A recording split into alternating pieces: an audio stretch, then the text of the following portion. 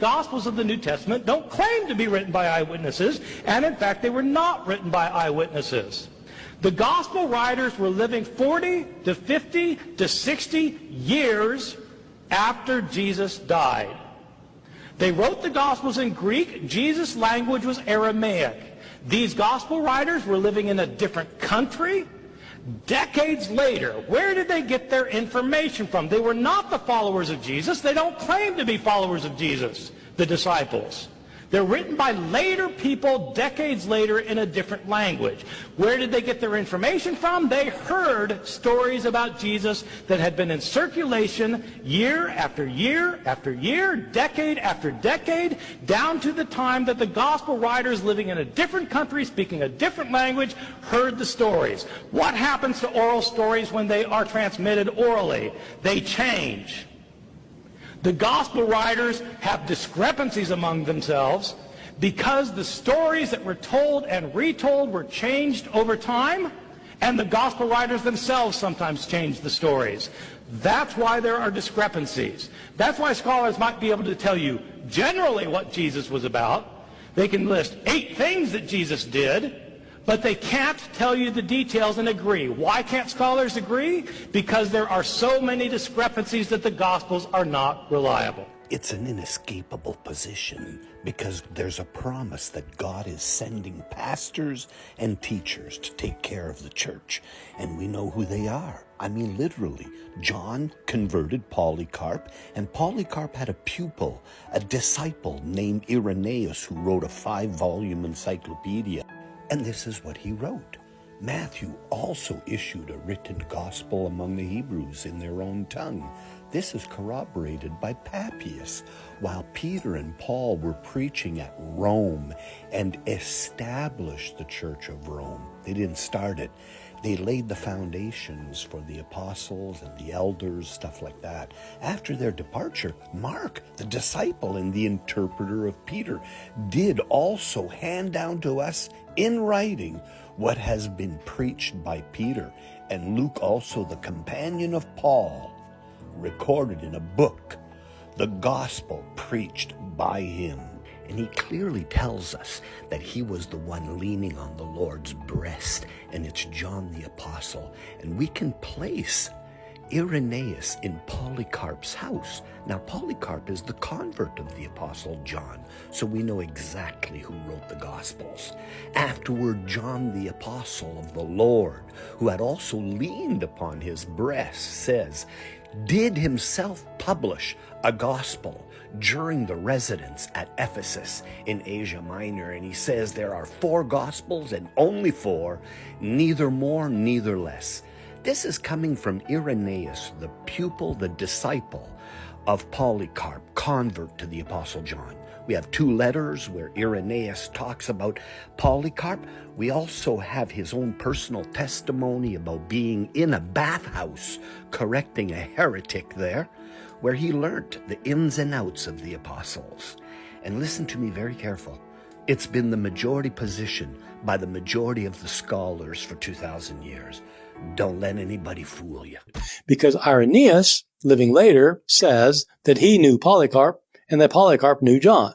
And so it sounds, Irenaeus says that there's a direct connection there. Well, this is what we have, and I'm talking history here, going back to the late 1st and 2nd century. Look at what we have. A promise written by Paul in the book of Ephesians that God is sending pastors and teachers to help the church grow, and they've been there from the beginning. One is called the Ancient, meaning he was there at the beginning. His name is Papias, and he was a companion of John. And then there's Polycarp, a companion, possibly a convert, a man who was ordained by John to the church of Smyrna, because John the Apostle was at Ephesus. He's the one that was leaning on the Lord's breast, and that John there is the one at the cross who says he saw blood and water come out, and the writer says, I testify of those things in John chapter 20 and 21. Now listen to me. It is John. Why? Because Irenaeus wrote a 5-volume encyclopedia about early 1st and 2nd century Christianity. It's extant, meaning we don't have the originals. Now, that happens with Tacitus, the Roman historian, and tons of other history.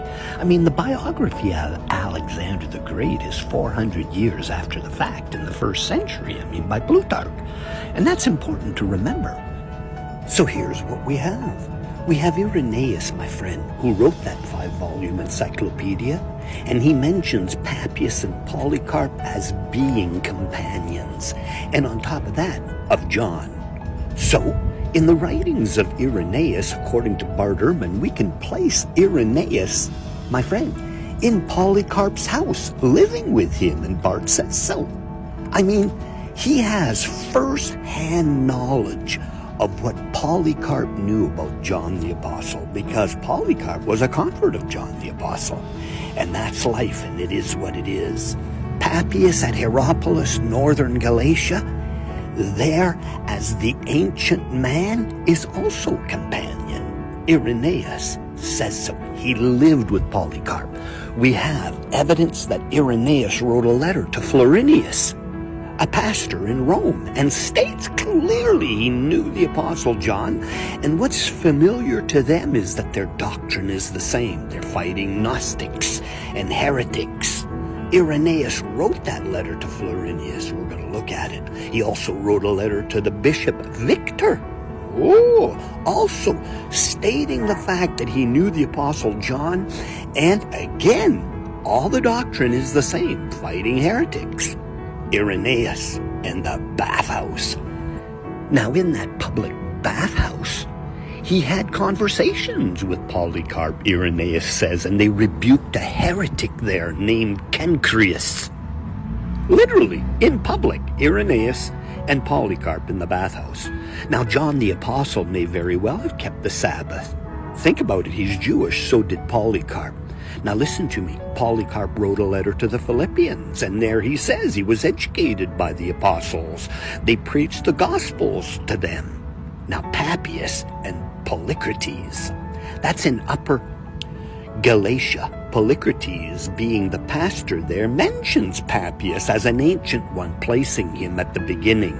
There's some apostolic eldership links there too, and who was pastoring what at the time. And we have the promise of Ephesians chapter 4:11.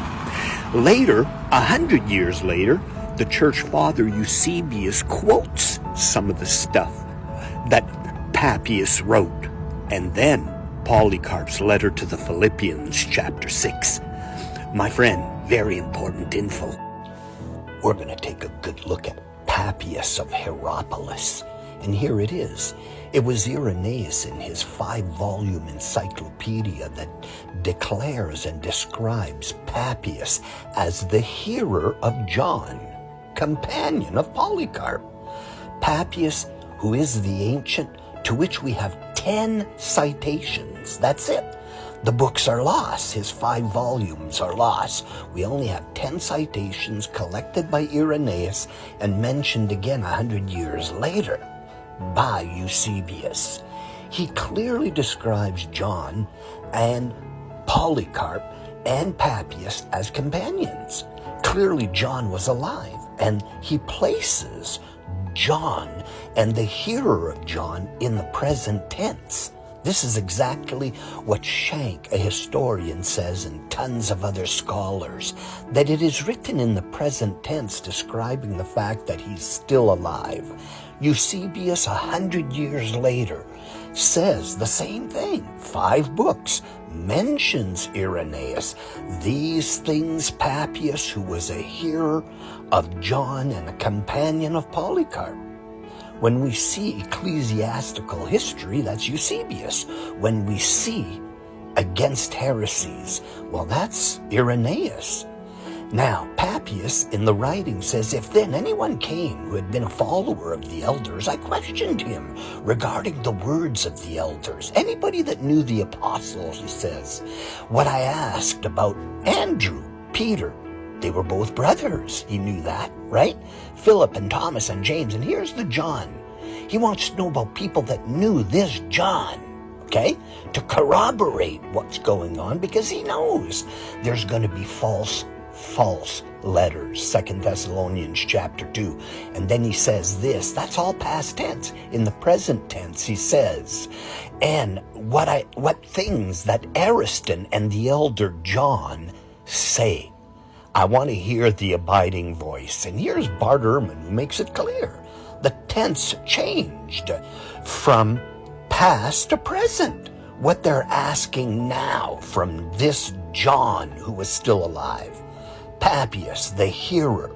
Now, he also says that Philip, the apostle, resided at Hierapolis, where he had 2 daughters there. The apostle, because after him came Polycrates, mentioning Papias as an ancient one. Now listen to me. Papias knows Barsabas, who drank deadly poison and lived. It's one of the 10 statements we have by him. Irenaeus of Lyons was from France, my friend, modern-day France, and he lived, was possibly converted, Bart Ehrman says, to Christianity. Now we're talking about a convert of Polycarp, Irenaeus. Bart Ehrman agrees. Now listen, he says in one of the writings, Matthew wrote it in Hebrew. Makes sense, he was writing to Jewish people. Peter and Paul went to Rome and laid the foundation of the church. They didn't start it.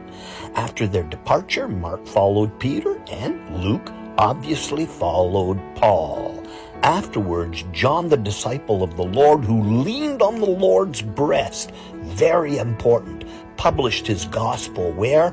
At Ephesus, where he resided in Asia. And there are 4 gospels, now listen to me, and only 4, because they're first century eyewitness account. Matthew and John to Jesus, Luke and Mark to the leading apostles, Peter and Paul. Listen to me.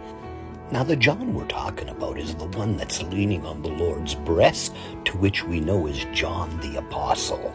Listen, he's the one that ran away naked in the garden because the gospel's written in the third-person narrative, common in that day and era, like Julius Caesar's Gallic Wars, Josephus, Xenophon, and a boatload of others.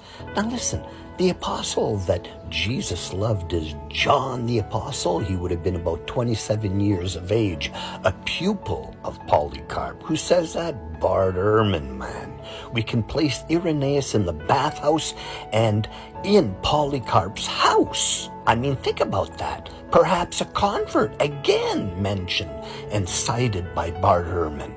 Irenaeus writes, I can even describe the place where the blessed Polycarp used to sit and discourse, his going in and his going out, his lifestyle he lived with him, his general mode of life. I mean, think about personal appearance, his discourse, and the messages he delivered to the people. He would speak familiar intercourse with John. Right away, the pagan mind goes dirty. It's talking about they shared, they talked.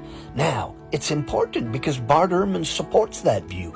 Good old Bart has lots to say about it. He says the statements of Irenaeus are corroborated by Eusebius because he cites both of them, who in his boyhood had known, perhaps lived with Polycarp, and of the other writers, according to Irenaeus. Gives the citation. Polycarp had